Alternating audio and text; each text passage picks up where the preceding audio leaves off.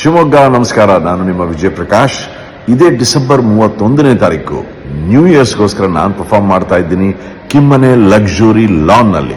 So ತಾವೆಲ್ಲರೂ ಬನ್ನಿ. ನನ್ನೊಂದಿಗೆ ಅನೇಕ ಕಲಾವಿದರು ಇರ್ತಾರೆ. ಅನುರಾಧ ಭಟ್ ಅವರಿದ್ದಾರೆ, ಅರುಣ್ ಸರನ್ ಬ್ಯಾಂಡ್ ಇದ್ದಾರೆ, ಇನ್ನೂ ಅನೇಕ ಮನೋರಂಜನೆಯ ಅಲ್ಲಿ ಕಾರ್ಯಕ್ರಮಗಳಿವೆ. ಅಷ್ಟೇ ಅಲ್ಲದೆ ಅವತ್ತು 1 ಲಕ್ಷ ರೂಪಾಯಿನ ಒಂದು ಲಕ್ಕಿ ಡ್ರಾ ಕೂಡ ಇದೆ. ಸೊ ನೀವು ಕೂಡ ಗೆಲ್ಬಹುದು.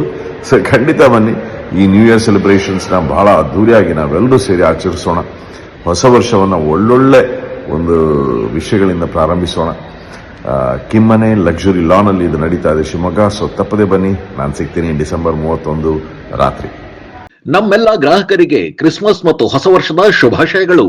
ನಮ್ಮಲ್ಲಿ ಕ್ರಿಸ್ಮಸ್ ಹಬ್ಬದ ಪ್ರಯುಕ್ತ ಕ್ರಿಸ್ಮಸ್ ಪ್ಲಮ್ ಕೇಕ್ಸ್ ಹಾಗೂ ಹೊಸ ವರ್ಷದ ಕೇಕ್ಗಳು ಕೈಗೆಟುಕುವ ದರದಲ್ಲಿ ಲಭ್ಯವಿದೆ.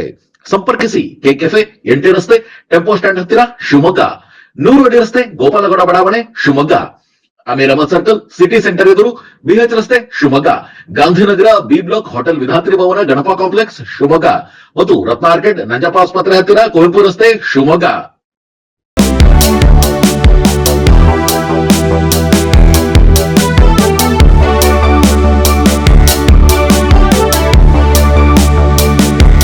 ರಾಜ್ಯದಲ್ಲಿ ದಿನದಿಂದ ದಿನಕ್ಕೆ ಜಾತಿ ವೈಷಮ್ಯ ಹೆಚ್ಚಾಗುತ್ತಿದ್ದು ಇದೊಂದು ಆತಂಕಕಾರಿ ಬೆಳವಣಿಗೆಯಾಗಿದೆ. ಇದನ್ನು ತಡೆಗಟ್ಟುವ ಹಿನ್ನೆಲೆಯಲ್ಲಿ ಸರ್ಕಾರ ಉಗ್ರ ಶಿಕ್ಷೆ ಕಾಯ್ದೆಯನ್ನು ರೂಪಿಸಬೇಕೆಂದು ಸಮಾನ ಮನಸ್ಕರ ವೇದಿಕೆ ಆಗ್ರಹಿಸಿದೆ. ಶಿವಮೊಗ್ಗದಲ್ಲಿ ಪತ್ರಿಕಾಗೋಷ್ಠಿ ನಡೆಸಿ ಮಾತನಾಡಿದ ವೇದಿಕೆಯ ಪ್ರಮುಖರಾದ ದೇಶಾದ್ರಿ ಹೊಸಮನೆ ಮತ್ತು ಎನ್ ರವಿಕುಮಾರ್, ಹುಬ್ಬಳ್ಳಿಯ ಇನಾಂ ವೀರಾಪುರದಲ್ಲಿ ದಲಿತ ಸಮುದಾಯದ ಹುಡುಗನನ್ನು ಮದುವೆಯಾಗಿ ತುಂಬು ಗರ್ಭಿಣಿಯಾಗಿದ್ದ ಸ್ವಂತ ಮಗಳನ್ನೇ ತಂದೆ ಜಾತಿ ದ್ವೇಷದಿಂದ ಕೊಂದು ಹಾಕಿರುವುದು ಈ ನಾಡಿಗೆ ದೊಡ್ಡ ಕಳಂಕವಾಗಿದೆ. ದಲಿತ ಹುಡುಗನನ್ನು ಮದುವೆಯಾದರೆ ಸಮಾಜದಲ್ಲಿ ಬೆಲೆ ಇಲ್ಲ ಎಂಬ ಕಾರಣಕ್ಕೆ ಇಂತಹ ಕ್ರೌರ್ಯ ನಡೆದಿದೆ. ರಾಜ್ಯದಾದ್ಯಂತ ಇಂತಹ ಘಟನೆಗಳು ಪದೇ ಪದೇ ನಡೆಯುತ್ತಲೇ ಇವೆ ಎಂದು ಆರೋಪಿಸಿದರು.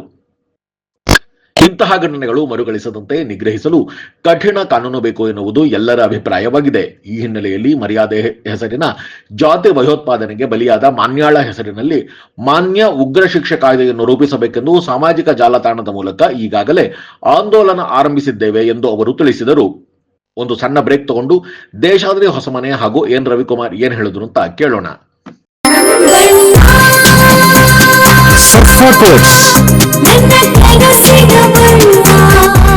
ಸರ್ಫಾ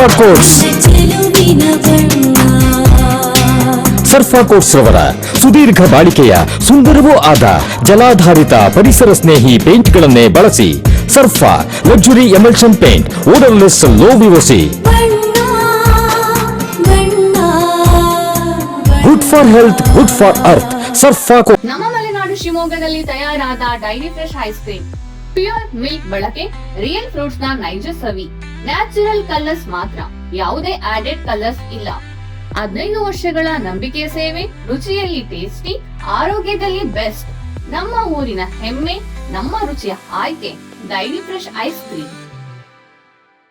ಕೊಲೆಸ್ಟ್ರಾಲ್ ಲೆವೆಲ್ಸ್ ಜಾಸ್ತಿ ಇದೆಯಾ, ಈ ಚೈನ್ ಸ್ಮೋಕರ್ ಇದ್ರ, ಅಂಡ್ ನಿಮ್ಗೆ ಏನಾದ್ರು ಕಿಡ್ನಿ ಸಮಸ್ಯೆ ಇದೆಯಾ, ಈ ತರ ಎಲ್ಲ ಇದ್ದು ನಿಮ್ ಕಾಲಲ್ಲಿ ನಡೆಯುವಾಗ ನೋವು ಬರೋದು, ಇಲ್ಲ ಕಾಲಲ್ಲಿ ಆರ್ದೇ ಇರುವಂತದ್ದು ಹುಣ್ಣಿರೋದು ಏನಾದ್ರು ಇದ್ರೆ ನಿಮ್ಗೆ ನಿಮ್ಮ ರಕ್ತನಾಳದಲ್ಲಿ ಬ್ಲಾಕ್ ಇದೆ ಅಂತ ಅರ್ಥ. ನಾನು doctor Nishita, consultant endovascular and intervention radiology, Nanjappa life care. ಈ ತರ ಸಿಂಪ್ಟಮ್ಸ್ ಇರೋರಿಗೋಸ್ಕರ ನಾವು ಒಂದು ಪೆರಿಫೆರಲ್ ಆರ್ಟರಿ ಡಿಸೀಸ್ ಕ್ಯಾಂಪ್ ನ ಕಂಡಕ್ಟ್ ಮಾಡ್ತಾ ಇದೀವಿ ನಂಜಪ್ಪ ಲೈಫ್ ಕೇರ್ ಅಲ್ಲಿ, ಡಿಸೆಂಬರ್ 8 ಇಂದ ಡಿಸೆಂಬರ್ 31 ವರೆಗೂ. ಈ ಕ್ಯಾಂಪ್ ಅಲ್ಲಿ ನಾವು ನಿಮ್ದ ರಕ್ತನಾಳದಿರೋ ಬ್ಲಾಕ್ ನ ಡಯಾಗ್ನೋಸಿಸ್ ಮಾಡ್ತೀವಿ ಅಂಡ್ ಅದಕ್ಕೆ ಎಂಡೋವಾಸ್ಕ್ಯುಲರ್ ಟ್ರೀಟ್ಮೆಂಟ್ ಮಾಡ್ತೀವಿ. ಅಂದ್ರೆ ಪಿನ್ ಹೋಲ್ ಸರ್ಜರಿ, ಒಂದು ಸಣ್ಣ ಸೂಜಿ ಗಾತ್ರದ ರಂಧ್ರದಿಂದ ನಿಮ್ಮ ರಕ್ತನಾಳದಲ್ಲಿರೋ ಬ್ಲಾಕ್ಸ್ ನ ಓಪನ್ ಮಾಡ್ತೀವಿ.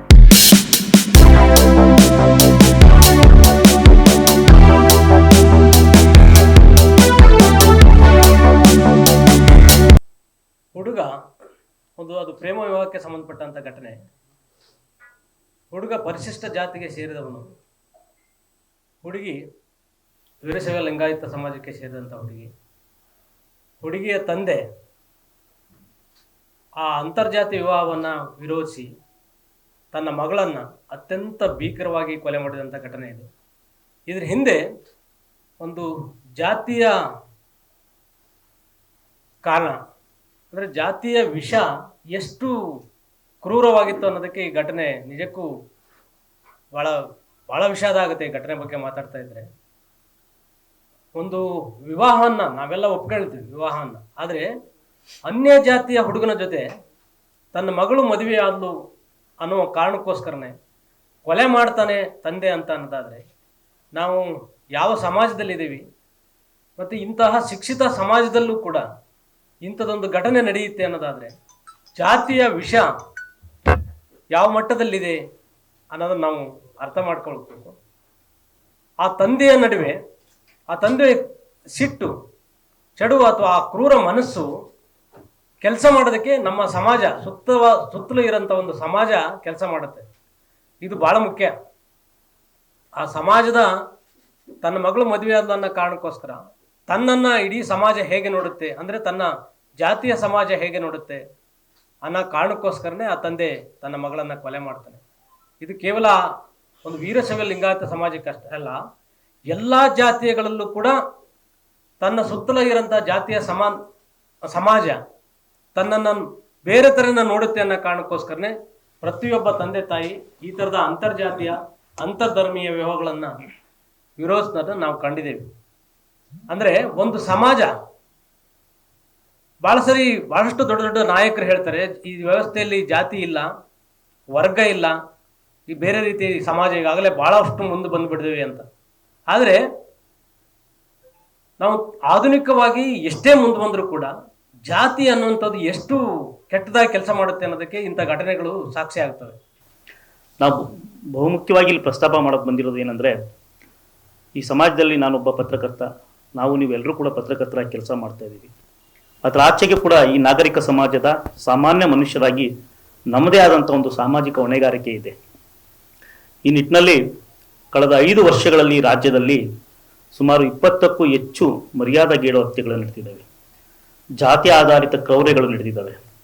ಅಂದರೆ ಅಂತರ್ಜಾತಿ ವಿವಾಹಗಳನ್ನು ವಿರೋಧಿಸುವ ಭರಾಟೆಯಲ್ಲಿ ತಮ್ಮ ಮಕ್ಕಳನ್ನೇ ಕೊಲೆ ಮಾಡ್ತಕ್ಕಂಥ ಒಂದು ಕೆಟ್ಟ ಪ್ರವೃತ್ತಿ ಸಮಾಜದಲ್ಲಿ ದಿನೇ ದಿನೇ ಹೆಚ್ಚಾಗ್ತಾ ಇದೆ. ಆ ಕಾರಣಕ್ಕೋಸ್ಕರ ನಾವು ಸಮಾನ ಮನಸ್ಕ ಗೆಳೆಯರು ಯೋಚನೆ ಮಾಡ್ತಿದ್ವಿ, ಇದಕ್ಕೊಂದು ಕಾನೂನಾತ್ಮಕ ತಡೆಯನ್ನು ಒಡ್ಡಬೇಕು, ಸಾಮಾಜಿಕವಾದಂಥ ಅರಿವನ್ನು ಮೂಡಿಸುವ ಮುಖಾಂತರ ಈ ಜಾತಿಯ ಆಧಾರಿತ ಕ್ರೌರ್ಯವನ್ನ ಹಿಮ್ಮೆಟ್ಟಿಸಬೇಕು ಅಂತಕ್ಕಂಥ ಯೋಚನೆ ಮಾಡಿ ಏನು ಹುಬ್ಬಳ್ಳಿಯಲ್ಲಿ ನಡೆದಂಥ ಮಾನ್ಯ ಹತ್ಯೆ ಪ್ರಕರಣವನ್ನ ಮುಂದಿಟ್ಟುಕೊಂಡು ಈ ರಾಜ್ಯ ಸರ್ಕಾರಕ್ಕೆ ಒಂದು ಆಗ್ರಹ ಪೂರ್ವಕವಾದಂಥ ಮನವಿಯನ್ನ ಮಾಡ್ಕೊಳ್ತಾ ಇದ್ದೀವಿ. ಅದು ಏನಂದ್ರೆ, ಈ ಮರ್ಯಾದೆಗೇಡು ಹತ್ಯೆ ಅಂದ್ರೆ ಅಂತರ್ಜಾತಿ ವಿವಾಹಗಳನ್ನು ವಿರೋಧಿಸುವ ಭರಾಟೆಯಲ್ಲಿ ಜಾತಿಯ ದ್ವೇಷವನ್ನ ನೆಲೆಗೊಳಿಸ್ತಕ್ಕಂಥ ಈ ಹತ್ಯೆಗಳನ್ನ, ಹಿಂಸೆಗಳನ್ನ, ಹಲ್ಲೆಗಳನ್ನ ಕಾನೂನು ಮೂಲಕ ತಿಕ್ಕಬೇಕು ಅಂತಕ್ಕಂಥದ್ದು. ಆ ಕಾರಣಕ್ಕೋಸ್ಕರ ರಾಜ್ಯ ಸರ್ಕಾರದ ಮುಂದೆ ನಾನು ಮತ್ತು ನನ್ನ ಗೆಳೆಯರು ಕೆಲವರು ಸೇರಿಕೊಂಡು ಒಂದು ಪ್ರಸ್ತಾಪವನ್ನ ಸರ್ಕಾರಕ್ಕೆ ಗಮನ ಸೆಳೀತಕ್ಕಂಥ ಪ್ರಯತ್ನವನ್ನು ಮಾಡಿದ್ವಿ. ಸಾಮಾಜಿಕ ಜಾಲತಾಣಗಳು ಇವತ್ತಿನ ಅತ್ಯಂತ ಪ್ರಬಲ ಶಕ್ತಿಶಾಲಿ ಮಾಧ್ಯಮಗಳಾಗಿರೋದ್ರಿಂದ ಆ ಮೂಲಕ ನೇರವಾಗಿ ಬಹಿರಂಗವಾಗಿ ಮುಖ್ಯಮಂತ್ರಿಗಳಿಗೆ ಒಂದು ಪತ್ರವನ್ನು ನಾನು ಬರೆದಿದ್ದೆ ಫೇಸ್ಬುಕ್ ಮತ್ತು ವಾಟ್ಸಾಪ್ ಗ್ರೂಪ್ಗಳಲ್ಲಿ. ಈ ನಾಡಿನಲ್ಲಿ ಇಂಥ ಘಟನೆಗಳು ನಡೆದಾಗ ಸಹಜವಾಗಿ ನಮ್ಗನ್ಸುತ್ತೆ ಮನುಷ್ಯತ್ವ ಸತ್ತೋಗ್ಬಿಟ್ಟಿದೆ ಅಂತೇಳಿ. ನಾನು ಈ ಅಭಿಯಾನವನ್ನ ಮಾನ್ಯ ಕಾಯ್ದೆಯ ಅಡಿ ಹೆಸರಿನಲ್ಲಿ ಒಂದು ಕಾನೂನು ಜಾರಿಗೆ ಕೊಡಿಸಬೇಕು ಅಂತೇಳಿ ಸರ್ಕಾರಕ್ಕೆ ಮನವಿ ಮಾಡಿಕೊಳ್ಳುವ ಒಂದು ಅಭಿಯಾನವನ್ನು ಆರಂಭ ಮಾಡಿದಾಗ ಈ ನಾಡಿನ ಸಾವಿರಾರು ಜನರು ಅದಕ್ಕೆ ಪ್ರತಿಕ್ರಿಯಿಸಿದ್ದಾರೆ. ಇದಕ್ಕೊಂದು ತಾರ್ಕಿಕ ಅಂತ್ಯವನ್ನ ಕಾಣಿಸುವ ನಿಟ್ಟಿನಲ್ಲಿ ಈ ನಾಗರಿಕ ಸಮಾಜ ಹೋರಾಟವನ್ನು ಮಾಡಬೇಕಾಗಿದೆ. ಈ ನಿಟ್ಟಿನಲ್ಲಿ ಮುಖ್ಯಮಂತ್ರಿಗಳಿಗೆ ನಾವು ಬಹುಶಃ ಸಮಯವನ್ನ ಕೇಳಿದೀವಿ. ಈಗ ಸೋಮವಾರ ಅಥವಾ ಮಂಗಳವಾರ ಮುಖ್ಯಮಂತ್ರಿಗಳಿಗೆ ಮನವಿಯನ್ನ ಸಲ್ಲಿಸ್ತಾ ಇದ್ದೀನಿ. ಆ ಕಾರಣಕ್ಕೋಸ್ಕರ ಸಮಾಜದಲ್ಲಿ ಜಾಗೃತಿ ಮೂಡಿಸುವ ನಿಟ್ಟಿನಲ್ಲಿ ಪತ್ರಕರ್ತರ ಪಾತ್ರ ಬಹಳ ಮಹತ್ವದಾದ್ದು. ನಾವು ಮೊದಲು ಮನುಷ್ಯರು, ಅದರ ಆಚೆಗೆ ಪತ್ರಕರ್ತರು, ವಕೀಲರು, ಸಾಮಾನ್ಯ ಜನರು ಕೂಡ ಈ ಅಭಿಯಾನಕ್ಕೆ ಪ್ರತಿಕ್ರಿಯಿಸಿದ್ದಾರೆ. Not only writers, journalist, literatures ಅಷ್ಟೇ ಅಲ್ಲ, ಸಾಮಾನ್ಯ ಜನರು, ಒಂದು ಆಟೋ ಓಡಿಸ್ತಕ್ಕಂಥ ಒಬ್ಬ ಕೂಲಿ ಮಾಡ್ತಕ್ಕಂಥ ವ್ಯಕ್ತಿ ಕೂಡ ಸಾಮಾನ್ಯವಾಗಿ ಕೂಡ ಈ ಘಟನೆಯನ್ನು ಖಂಡಿಸಿದ್ದಾರೆ. ಮುಂದೆ ಇಂಥ ಘಟನೆಗಳು ನಡೀಬಾರ್ದು. ಇಂಥ ಘಟನೆಗಳು ನಡೀದಂಗೆ ನೋಡ್ಕೊಳ್ತಕ್ಕಂಥ ಜವಾಬ್ದಾರಿ ಕೇವಲ ಸರ್ಕಾರದ ಮಾತ್ರ ಅಲ್ಲ, ನಾಗರಿಕರಾಗಿರ್ತಕ್ಕಂಥ ನಮ್ಮೆಲ್ಲರ ಹೊಣೆಗಾರಿಕೆ. ಆದ್ರಿಂದ ಈ ನಾಡಿಗೆ ಒಂದು ದೊಡ್ಡ ಆದರ್ಶದ ಬೆಳಕನ್ನು ಕೊಟ್ಟವರು ಬಸವಣ್ಣವರು. ಬುದ್ಧನಿಂದ ಪ್ರೇರಿತವಾದದ್ದು, ಸಂವಿಧಾನದ ಅಡಿಯಲ್ಲಿ ಬಾಬಾ ಸಾಹೇಬ್ ಅಂಬೇಡ್ಕರ್ ಕೊಟ್ಟಂತ ಸಂವಿಧಾನದ ಅಡಿಯಲ್ಲಿ ನಾವೆಲ್ಲರೂ ಸರಿಸಮಾನರು ಅಂತಕ್ಕಂಥದ್ದಿದೆ. ಅಂತರ್ಜಾತಿ ವಿವಾಹಗಳನ್ನು ಅಂದ್ರೆ ಈ ಜಾತಿ ತಾರತಮ್ಯವನ್ನ ನಿವಾರಣೆ ಮಾಡಲಿಕ್ಕೆ ಅಂತರ್ಜಾತಿ ವಿವಾಹಗಳು ಬಹಳ ಮುಖ್ಯ ಅಂತೇಳಿ ಬಸವಣ್ಣನವರು ಮಾಡಿದಂತ ದೊಡ್ಡ ಕ್ರಾಂತಿಕಾರಿ ನೆಲ ಇದು. ಅದನ್ನ ಮುಂದುವರಿಸಿ ಪ್ರತಿಪಾದಿಸಿದವರು ಬಾಬಾ ಸಾಹೇಬ್ ಅಂಬೇಡ್ಕರ್ ಅವರು. ಆ ನಿಟ್ಟಿನಲ್ಲಿ ಅವರ ಆದರ್ಶಗಳನ್ನ ಮುನ್ನಡೆಸಬೇಕಾದ್ರೆ, ಒಂದು ಕಲ್ಯಾಣ ರಾಜ್ಯವನ್ನ ಕಟ್ಟಬೇಕಾದ್ರೆ ನಾವೆಲ್ಲರೂ ಕೂಡ ಇದ್ರ ಜೊತೆ ಕೈ ಜೋಡಿಸ್ಬೇಕು. ತಾವೆಲ್ಲರೂ ಈ ಸುದ್ದಿಯನ್ನ ಅತ್ಯಂತ ಪ್ರಮುಖವಾಗಿ ಪ್ರಕಟಿಸುವ ಮೂಲಕ ಈ ಅಭಿಯಾನಕ್ಕೆ ಬೆಂಬಲವನ್ನ ನೀಡಬೇಕು, ಆ ಮೂಲಕ ತಮ್ಮ ಪಾತ್ರವನ್ನ ನಿರ್ವಹಿಸಬೇಕು ಅಂತೇಳಿ ನಾನು ಈ ಮೂಲಕ ತಮ್ಮಲ್ಲಿ ಮನವಿ ಮಾಡಿಕೊಳ್ತೀನಿ. ರಾಜ್ಯ ಸರ್ಕಾರ ಶೀಘ್ರದಲ್ಲೇ ಈ ಕಾಯ್ದೆಯನ್ನು ರೂಪಿಸಬೇಕು. ಅತ್ಯಂತ ಕಠಿಣವಾದ ಶಿಕ್ಷೆಯನ್ನ ಅಳವಡಿಸಿ ಈ ಜಾರಿಗೆ ತರುವ ಮೂಲಕ ಈ ಇಂಥ ವಿಕೃತ ಕ್ರೌರ್ಯಗಳಿಗೆ, ಜಾತಿ ಆಧಾರಿತ ಅಮಾನುಷ ನಿರ್ದಯಿ ಕೃತ್ಯಗಳನ್ನ ಹತ್ತಿಕ್ಬೇಕು ಅಂತೇಳಿ ನಾನು ಸರ್ಕಾರವನ್ನ ಮನವಿ ಮಾಡಿಕೊಳ್ತಾ ಇದ್ದೀನಿ. ನಮಸ್ತೆ.